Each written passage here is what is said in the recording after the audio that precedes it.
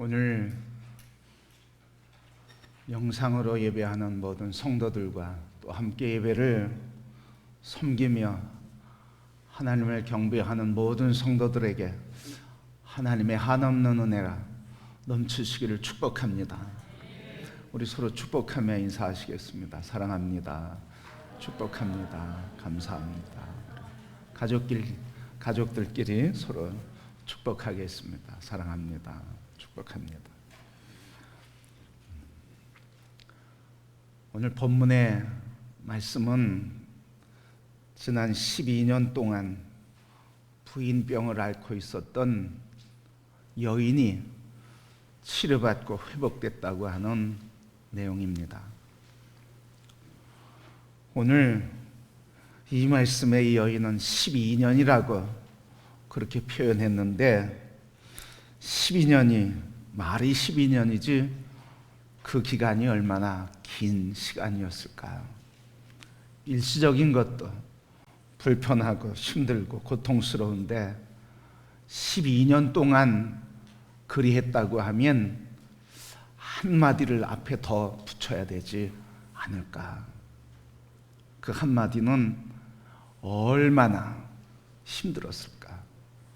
얼마나 고통스러웠을까? 12년이라고 하는 이 고통과 아픔의 세월이었습니다.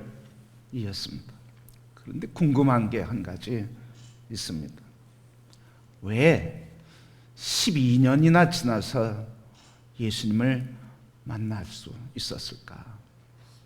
물론 그때 상황으로 보면 12년 전에는 예수님이 오지 않으셨을 때인 것입니다.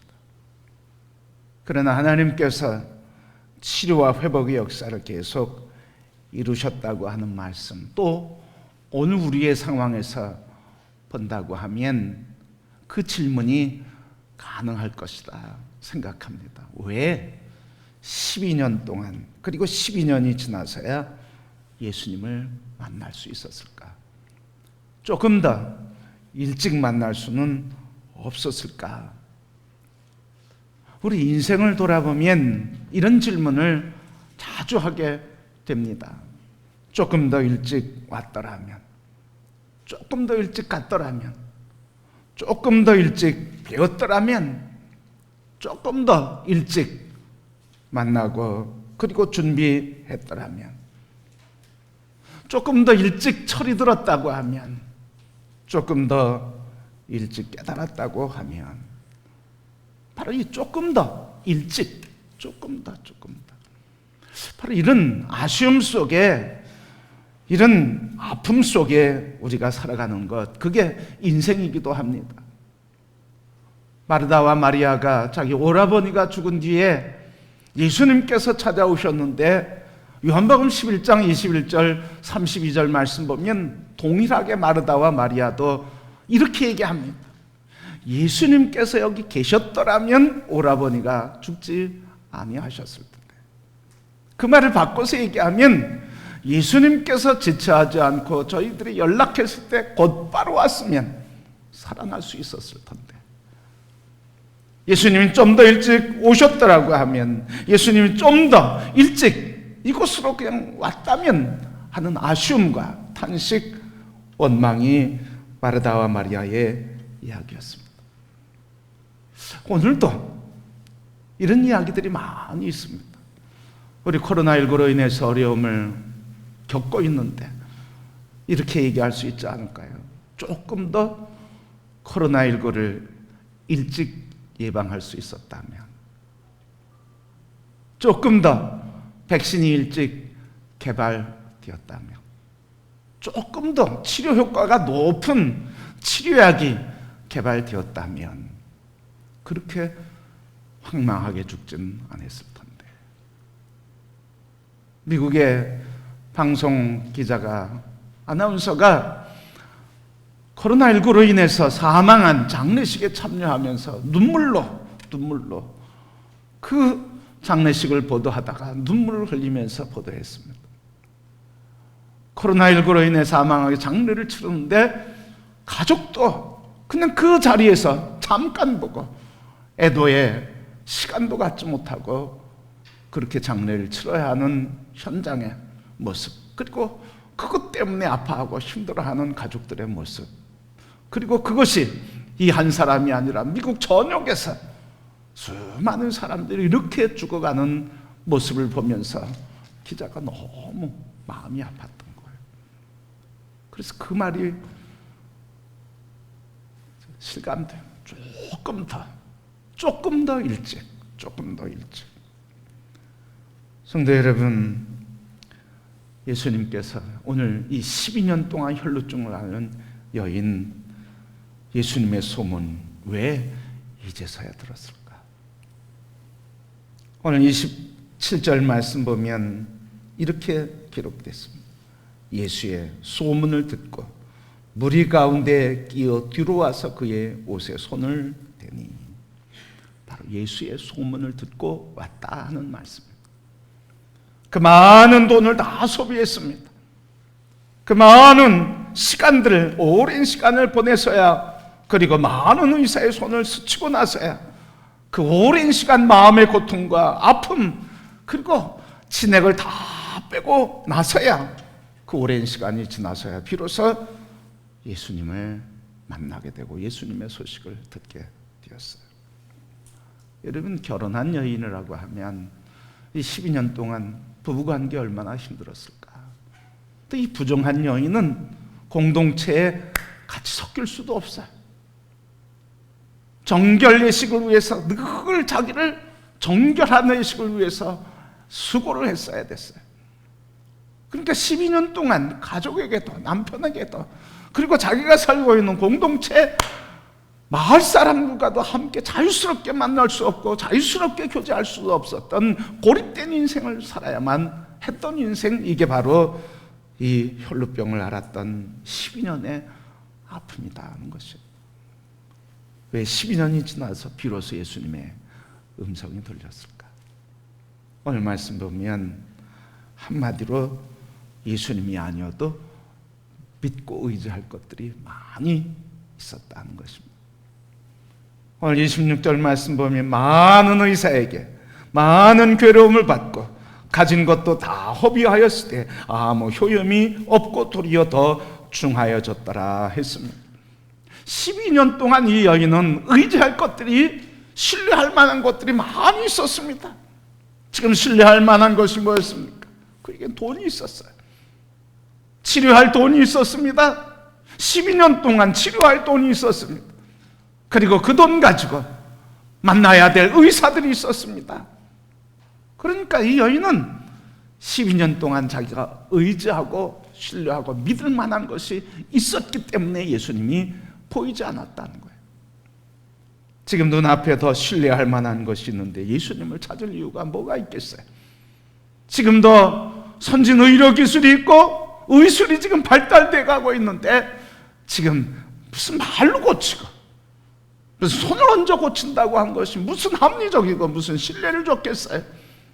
그러니까 신뢰를 줄 만한 건 합리적이고 과학적이고 이성적이고 그리고 발달된 기술과 의술을 신뢰할 수밖에 없었다는 말씀이에요. 그런데 문제는 뭐였어요? 이 여인이 그렇게 오랜 시간 의지하고 있던 돈을 다 써도, 의지하고 있던 의사들을 다 만나도 그는 많은 고생을 하고 12년 동안 오히려 효험은 없고 돈은 다 허비하고 도리어 병은 중해졌다 그랬습니다. 성도 여러분, 오늘 이 여인은 바로 지금까지 붙들고 있었던 것, 자기가 믿고 있었던 것, 신뢰했던 것, 의지했던 것, 그것들이 다 없어지고, 그리고 그것들이 다 자기에선 없어지고 소비되고, 그리고 빈털터리가 됐을 때 역설적으로 아무것도 의지할 것이 없을 그때 새로운 것이 보이게 되었다는 말씀입니다. 이 말을 바꿔서 얘기하면 내가 의지했던 걸 내려놓을 때, 내가 신뢰했던 걸 붙잡았던 것들 내려놓을 때 그때 비로소 예수 그리스도가 보였다고 하는 말씀입니다. 성도 여러분, 예수님이 안 보이십니까? 그러면 다른 무엇인가 내가 생각할 때 의지할 만한 것을 내가 붙들고 있다고 하는 것을 우리는 깨달아야 할 줄 알아요. 예수님의 사랑이 아직 느껴지지 않습니까? 그러면 내가 구하는 사랑, 예수님의 사랑이 아니라 내가 지금 구하는 사랑은 다른 사랑을 구하고 있고 다른 구원을 구하고 있다고 하는 것을 우리는 깨달아야 할 줄 믿습니다. 누가복음 15장에 보면 탕자의 이야기가 나와요. 아버지로부터 물려받을 유산을 다 받아가지고 자기 마음껏 살았습니다. 육신의 쾌락을 위해서 살았습니다. 자기가 하고 싶은 건 다 했습니다. 그리고 꿈꾸던 걸 다 시도해봤습니다. 그러나 마지막에 모든 것을 잃고 비로소 그때서야 우리 아버지가 보였고 아버지 집에 풍성한 것이 보이기 시작했다 하는 것입니다. 그래서 그가 고백하기를 나는 여기서 줄여 죽는구나. 그러나 아버지의 집에는 먹을 것이 그리고 품꾼들이 풍족하구나. 자기가 의지하고 붙들은 거 있을 때는 아버지가 보이지 않았습니다. 그러나 그 붙들었던 것들이 다 놓여지게 되고 다 떠나게 되고 빈손으로 남을 때 그때 비로소야 아버지가 보였고 아버지 집의 풍성함이 보이고 그때 비로소 내가 아버지께 죄를 얻어 싸우니 아버지 아들이라 일컬음을 감당치 못하겠으니 나를 종으로 품꾼으로 써주소서 하면서 아버지께 돌아갔다는 말씀입니다. 그렇습니다. 성도 여러분, 내가 무엇인가 붙들고 있는 것이 있을 때는 예수님이 보이지 않습니다. 그러나 붙들고 있던 것들이 아무 효용이 없다고 하는 것을 깨달을 때 비로소 모든 것을 내려놓고 그때서 주님이 보이기 시작한다는 말씀입니다. 오늘 이 여인 언제 어떻게 예수님께 나올 수 있었을까? 27절 말씀, 소문을 듣고, 바로 그게 뭐예요? 자기 갖고 있던 것 다 효용이 없다고 하는 것을 깨달았을 때 그때 소문이 들리기 시작한 거예요. 다시 얘기하면 소문이 들렸다는 게 뭐예요? 예수님의 이야기가 들렸다는 거예요. 예수님의 말씀이 들어오기 시작했다는 거예요. 우리의 마음에 붙들고 있던 것들이 다 떠나고 빈 마음이 될 때 비로소 예수님의 이야기가 들리기 시작했고 예수님의 말씀이 들리기 시작했고 그 말씀이 들리니까 27절 말씀에 27절 28절 말씀 그 여인이 예수님의 뒤로 와서 옷가에 손을 만져도 옷가만 만져도 내가 나을 것이라고 하는 믿음의 역사가 일어나게 된 줄 믿습니다. 성도 여러분, 바로 이 위대한 역사가 무엇입니까? 예수님의 말씀이 들리기 시작하니까 그 말씀이 그 여인 마음속에서 놀라운 변화를 일으켰어요. 무엇입니까? 예수님의 옷가에 손만 대어도 내가 나을 것이라고 하는 믿음의 역사가 일어나게 된 것입니다. 주님의 말씀을 들을 때, 주님의 말씀이 들려줄 때 그때 그 말씀이 내 안에서 믿음의 역사를 이루어 주시는 줄 믿습니다. 내가 믿어야지 해서 믿는 것이 아니라 주님의 말씀이 들려줄 때, 주님의 말씀이 깨달아줄 때 그 말씀이 내 안에서 말씀의 능력이 나타나며 복음의 능력이 나타나 내 생각을 바꾸고 가치관을 바꾸며 내가 절대로 예수님을 믿을 사람이 아님에도 불구하고 어느 순간 보니까 내가 예수의 사람이 되어 있고 예수의 증인이 되어 있고 예수님의 사랑을 하는 예수님의 사랑의 사람이 되어 있는 것을 발견하게 되는 것, 그게 바로 복음의 능력이에요. 그게 말씀의 권세인 줄 믿습니다. 그래서 이 말씀을 듣는 게 이렇게 중요한 거예요. 말씀을 들을 때 그때 그 말씀은 내게 능력이 되고 권세가 되고, 그래서 내 생각을 바꾸고 그 생각에 내 몸을 맡기고 그 마음의 감동과 그래서 그 감동으로 어떤 어려움도 돌파하고 그리고 전진해 가는 승리의 믿음이 되는 줄 믿습니다. 그래서 이 여인 복음이 들려지는 과정이 그렇잖아요. 의지할 것 있을 때는 복음이 들려지질 않아요. 의지할 것 다 아무 효용이 없다고 생각할 때 그때서 비로소야 내가 그때 알았다면, 내가 그때 예수님을 알았다면. 제게 교회를 개척할 때 도움을 주신 분이 한 한 분 계셔요. 그래서 찾아갔더니, 오라고 그래서 찾아갔더니 장롱에서 돼지저금통을 하나 이렇게 꺼내면서 동전을 이렇게 모아놓은 걸 하나 주시고, 그리고 통장을 하나 주시는데 통장에 500만 원이 있었어요.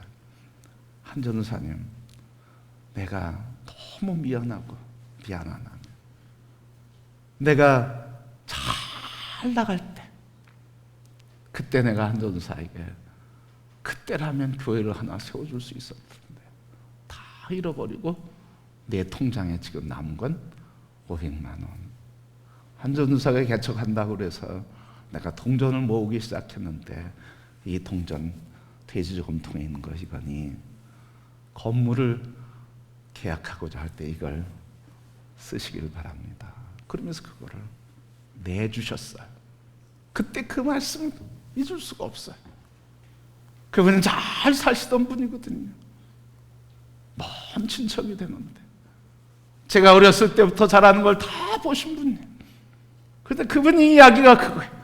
한 전사 손을 잡고, 미안해, 내가 그때 돈이 있을 때 주님의 영광을 위해 내가 하나님 교회를 하나 세웠어야 되는데 다 잃고 나니까 마음만 있지 아무것도 할 수 없어. 내가 갖고 있는 것 이거니 이거 가지고 주님의 일을 이루는 일에 사용하면 좋겠네요. 그렇습니다, 여러분. 우리가 붙들고 있는 것 있을 때 주님이 보이지 않습니다. 그러나 그거 다 헛된 것을 깨달을 때 비로소 그때 내가 그렇게 했어야 되는데 후회하고, 그때 주님이 보이고 그때 비로소야 깨닫고 주님을 맞이하며 살아가게 되는 것, 그렇게 연약한 게 우리 인생이에요. 여러분, 오늘 이 여인이 예수님 뒤에서 옷자락을 만졌어요. 그런데 27절 말씀 보면 이 여인의 마음이 어땠을까? 그걸 보여줘요.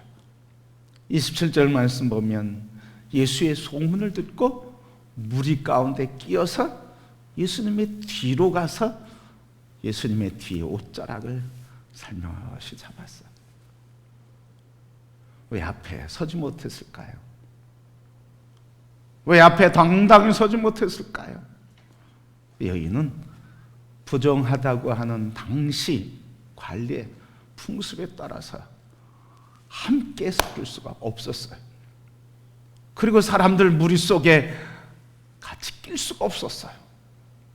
그러니까 그 무리 속에 앞에 당당히 설 수가 없어서 그냥 뒤에 끼어서 어떤 마음으로, 걱정되는 마음, 부끄러운 마음, 또 사람들이 내가 있는 걸 발견하면 나를 쫓아낼 텐데 쫓겨날 것에 대한 두려움, 정결하지 못한 자기가 쫓겨날까 봐 두려움 가운데 있어서 두려움 속에서 뒤에 가서 살며시 잡은 거예요.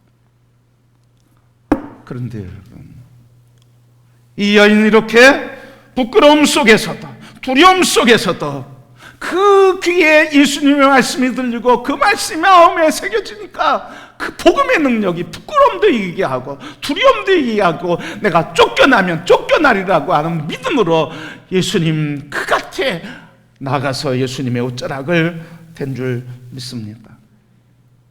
저는 이 말씀을 보면서 이 여인의 믿음이 뭐였을까?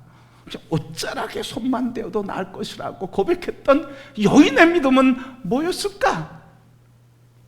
이 여인의 믿음의 내용은 예수님의 얼굴을 내가 직접 마주보지 못한다 할지라도, 내가 예수님을 보지 못한다 할지라도, 뿐만 아니라 예수님이 나를 직접 만져주지 않는다 할지라도, 예수님이 나에게 나오라서 안수기도를 하지 않고 축사를 해주지 않는다 할지라도 나는 예수님의 옷자락만 만져도 나올 것이라고 하는 이 믿음, 이게 바로 이 여인의 믿음이었어요.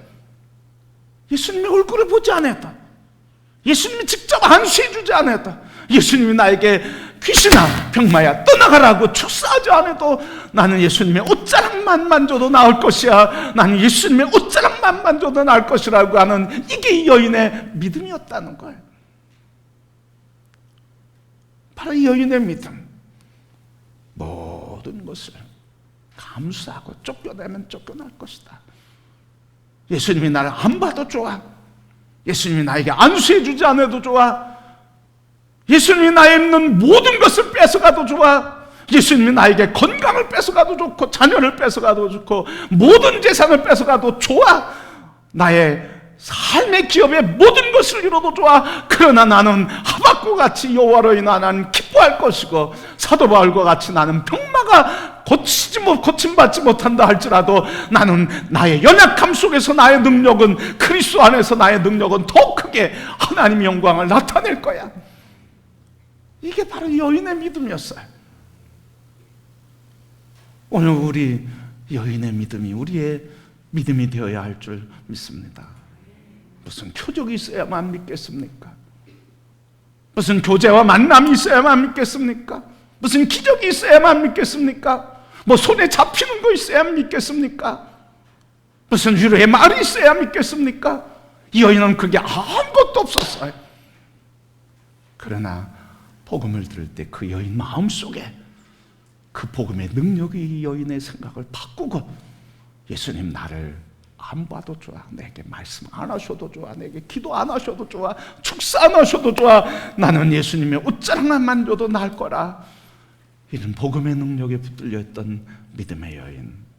이게 오늘 이 12년 동안 고통당했던 여인의 믿음이었습니다.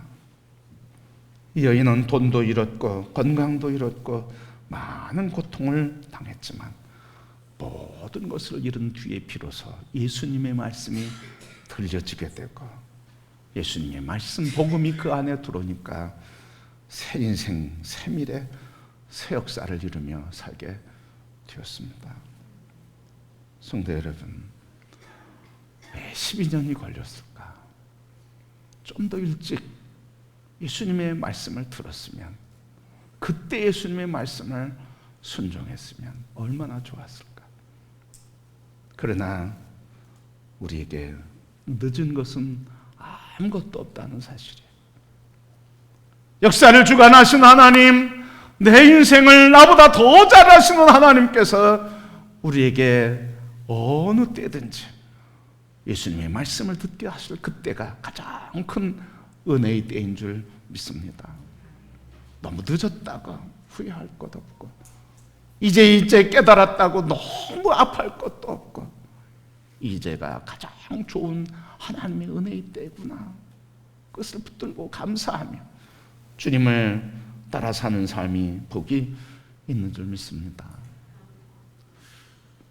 우리 밴드에 보면 유튜브 이렇게 이영하 권사님이 올리셨어요.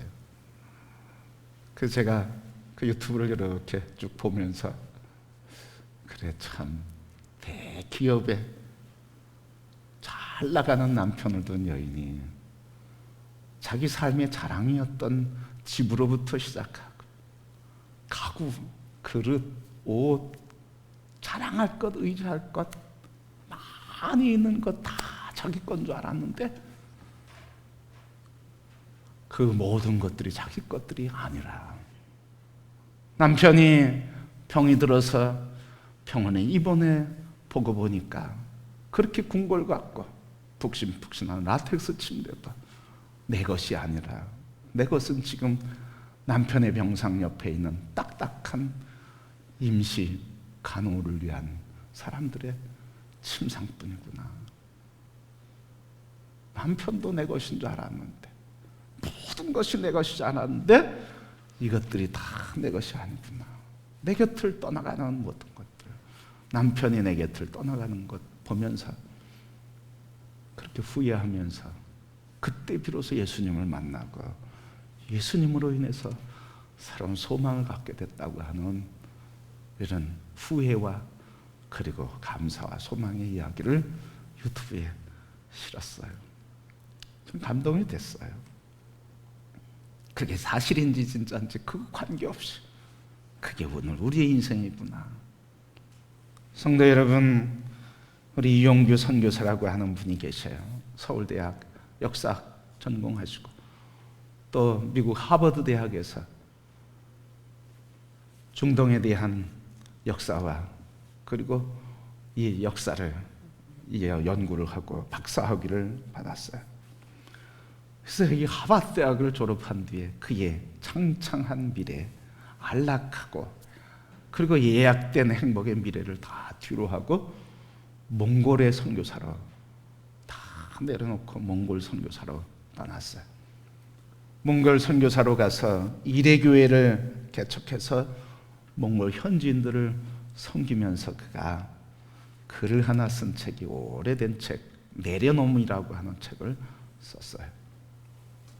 근데 이 내려놓음이라고 하는 책에서 이런 것들을 내려놔야 되겠다, 그런 고백을 했는데, 자기 사랑, 자기의, 자기 노력, 그리고 분노와 원망과 자기 감정, 판단의 권리와 인생 계획의 결정권까지 다 내려놓아야 된다.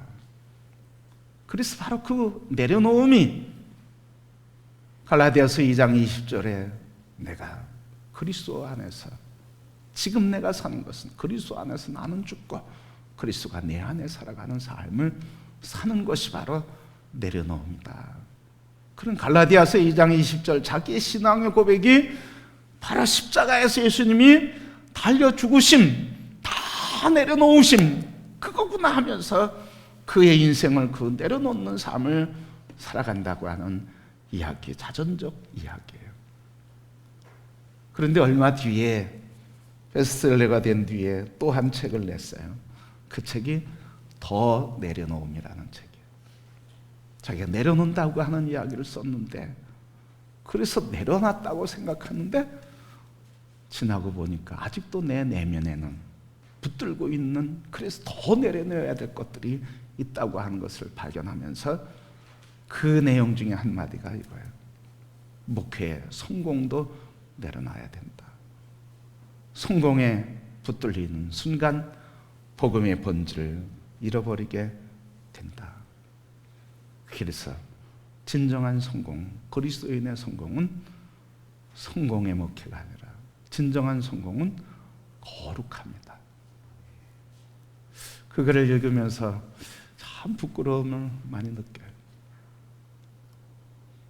우리의 인생, 성공을 위해 달려가는 인생, 그러나 진정으로 내려놓음이라고 하는 것, 그것은 우리의 성공이 아니라 예수 그리스도를 닮아가는, 십자가에 나는 죽고 그리스도가 살아가는 삶, 그래서 그 그리스도가 사는 삶이 내 안에서 이루어지는 삶, 그래서 그리스도의 거룩함과 하나님의 거룩함이 내 안에서 회복되는 삶, 이것이 진정한 그리스도인이요, 이것이 진정한 성공이라고 하는 자전적 이야기를 고백하고 읽게 됐어요. 성도 여러분, 오늘 진정으로 우리의 삶, 성공이 무엇이겠습니까? 이 땅에 내가 붙들어야 할 많은 것들이 있는 것이 성공이 아니라, 그건 모든 것들을 잃어버려도 붙잡을 수 있는 마지막, 그리고 그 예수 그리스도를 붙잡는 그 순간 우리의 삶은 새로운 역사가 일어나고, 새로운 삶이 일어나고, 새로운 길이 보이고, 새로운 인생의 꿈과, 그리고 우리의 모든 환경 속에서도, 어떤 환경 속에서도 그것을 이기며 맞서고 승리할 수 있는 담대함과, 그리고 그 고난과 문제 속에서도, 어떤 환경 속에서도 기뻐하며 감사할 수 있는 은혜와 능력이, 복음의 능력이 내 안에서 나타나며 그리스도가 사는 삶을 살게 되는 줄 믿습니다. 성도 여러분, 12년 아쉬움이 있지만 늦은 인생은 아니에요. 12년 고통의 삶이었지만 실패한 삶은 아니었어요. 12년 고통과 아픔과 눈물의 삶이었지만, 그러나 그것은 헛된 인생이 아니었어요. 왜? 12년 지나고 12년 아픔을 통해서 만났던 진주가 예수 그리스도였습니다. 그 실패와 절망 속에서 만났던 것, 예수 그리스도, 그분을 만나는 순간 이 인생은 새로운 역사가, 새로운 삶이, 그래서 하나님의 영광의 삶을 살아가게 된 줄 믿습니다. 저는 지난주에 룻기의 말씀을 전하면서 들려짐에 대한 말씀을 들었어요. 오늘 왜 들려지지 않을까? 룻은 왜 듣지 못했을까? 오늘 이 여인은 12년 동안 왜 주님의 말씀을 듣지 못했을까? 그것은 붙들고 의지하고 자기 신뢰할 것들이 여전히 있기 때문에 예수님의 말씀, 하나님의 말씀이 들리지 않았다는 거예요. 그러게 여러분, 오늘 우리 이런 연습하면 좋겠어요. 나중에 그때 그렇게 할 걸 하지 말고 지금부터 내려놓는 삶, 지금부터 붙잡은 것 아무 소용이 없다고 주님만을 붙잡으려고 하는, 그래서 주님 말씀 앞에 무릎 꿇고 주님의 임재 앞에 나아가서 내가 붙들 것은 주님뿐입니다. 그래서 마음도 감정도 내 꿈과 자기 결정권도 내 인생의 계획에 대한 결정권도 내려놓고 주님이 내 주님이십니다. 주인이십니다. 나는 십자가에 죽고 주님만 내 안에 삽니다. 바울의 고백처럼 그렇게 내려놓고 주님을 붙잡을 때, 그때 주님은 우리 안에서 복음의 능력으로 우리의 삶을 우리가 계획한 것보다 더 능력 있게, 더 크게, 더 위대하게 하나님의 영광을 위해 우리를 사용해 주시고 쓰임받는 인생이 될 줄 믿습니다. 오늘 우리 모든 성도 여러분, 이제 한 걸음 우리가 붙들고 있는 건 내려놓고 주님께 나아가 그 말씀을 붙들 때, 그때 들려줘서 하나님 우리를 영광의 역사로, 마지막에 역전케 하는 인생의 놀라운 은혜를 베푸셔서 우리의 인생 주의 영광이 되게 하고 기쁨이 되게 하고 그 기쁨 속에 살아가는 복된 인생을 이끌어 주실 줄 믿습니다. 이 한 주간 이 하나님의 은혜, 그리스도께서 내 안에 사시는 은혜가 우리 성도들에게 넘치게 되기를 주님의 이름으로 축복합니다.